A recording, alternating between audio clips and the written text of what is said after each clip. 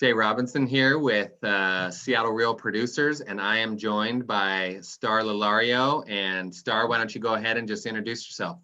Hi, I'm Star Lalario. I'm a real estate broker currently with Realogics Sotheby's out of Kirkland.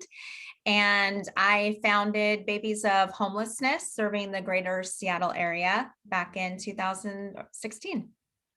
So that's kind of the main reason we have Star on today, and we wanted to connect with her. We did a feature on Babies of Homelessness in our February publication, and it was really cool to see kind of the buzz and the outpouring and people wanting to know how they could help. I'd love to kind of start on, what was like that starting factor for you on founding Babies of Homelessness, and how did that all start out? Sure.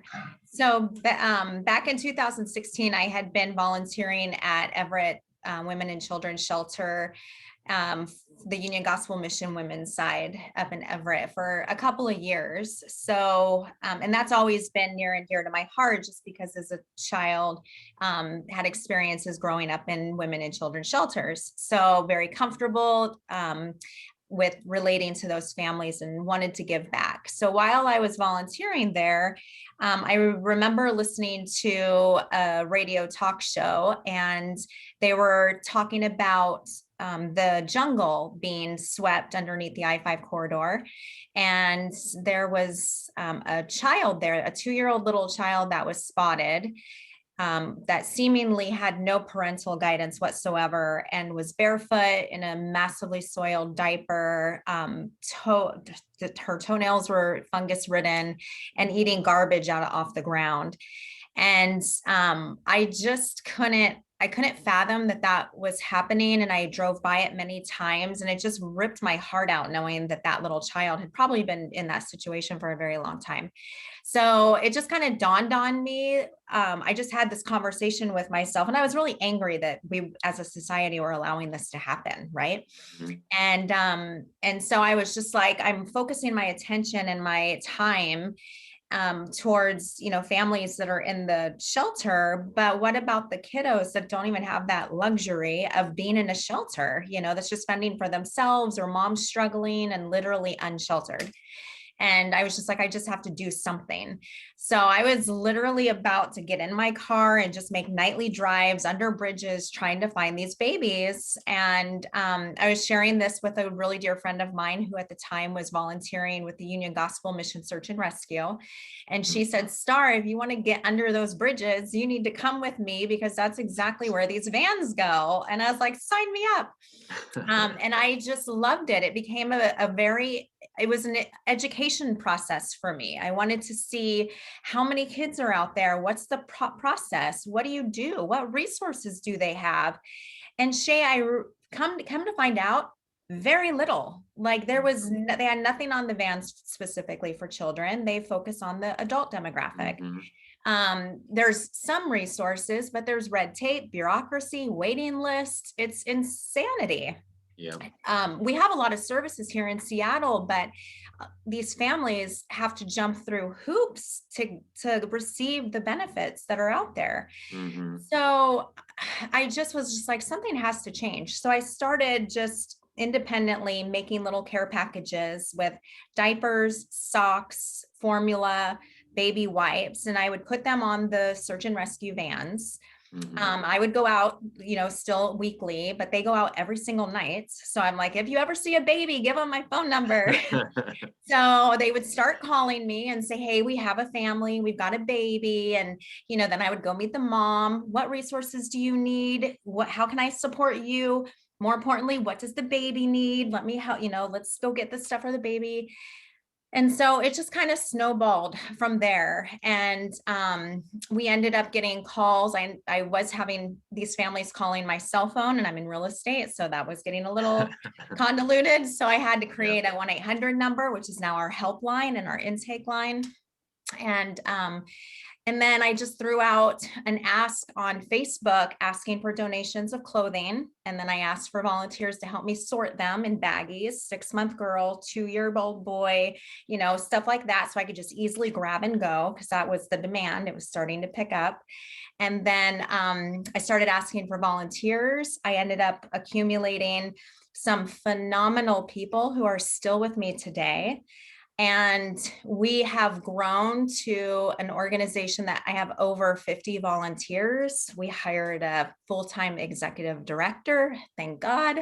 I've got an amazing board of directors, and I am now able to, rely and have the support of the community and these amazing people.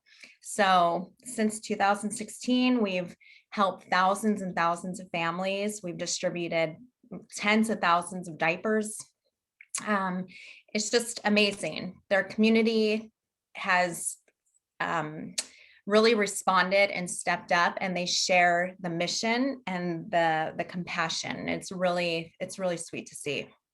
Well, it's really amazing. It is sad to think that when we think about those that need, that somehow like babies, they don't really resonate, like that they're struggling when they probably get it the worst, because they have no control over any of their environment or their situation. So obviously Right.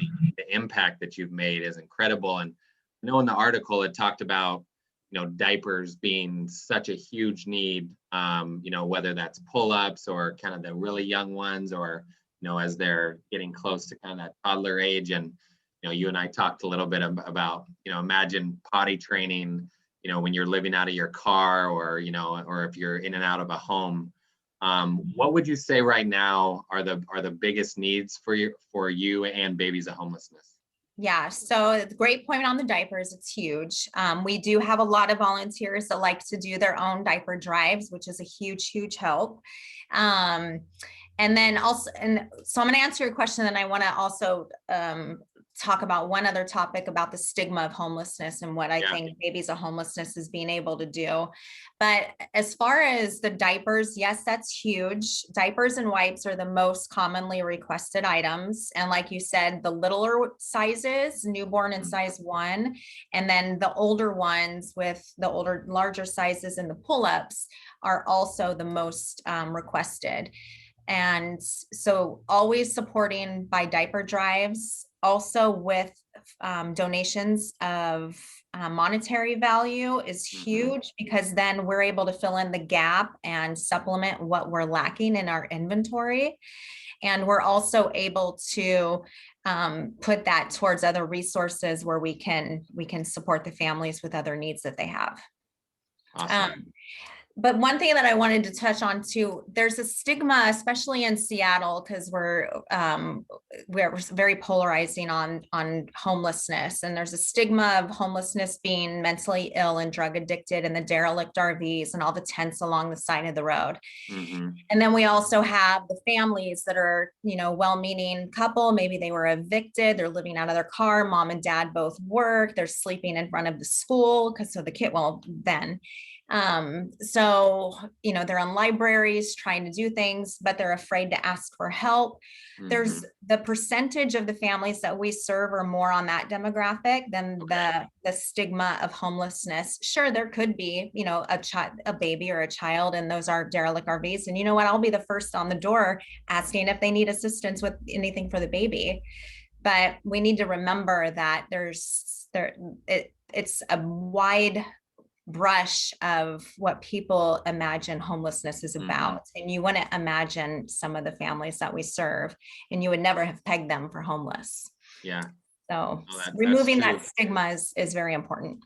Yeah. And then, the last thing I want to talk about, which, we discussed prior, is I know that you have a big online auction coming up in the first week of May.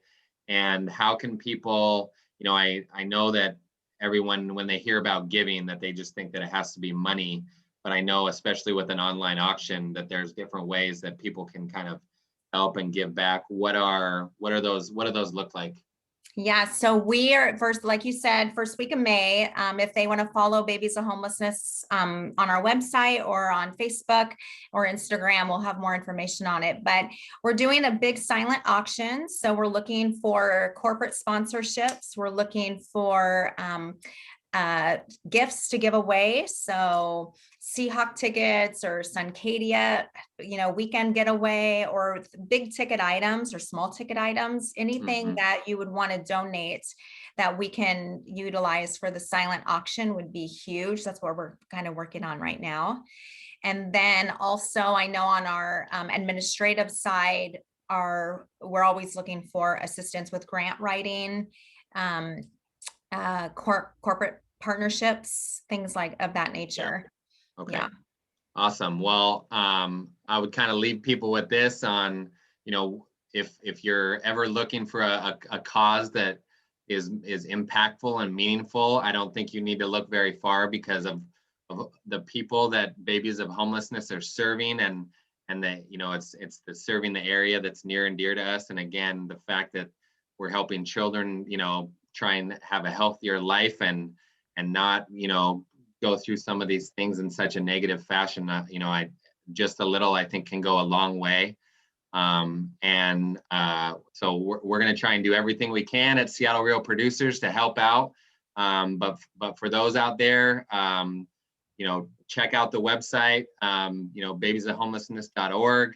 You can see it on Facebook, and do anything you can, to help give back. And Star, it's an incredible foundation that you started, and thank you so much for joining us today, and we'll see you soon. Thank you, Shea. We appreciate you highlighting the organization. Of course.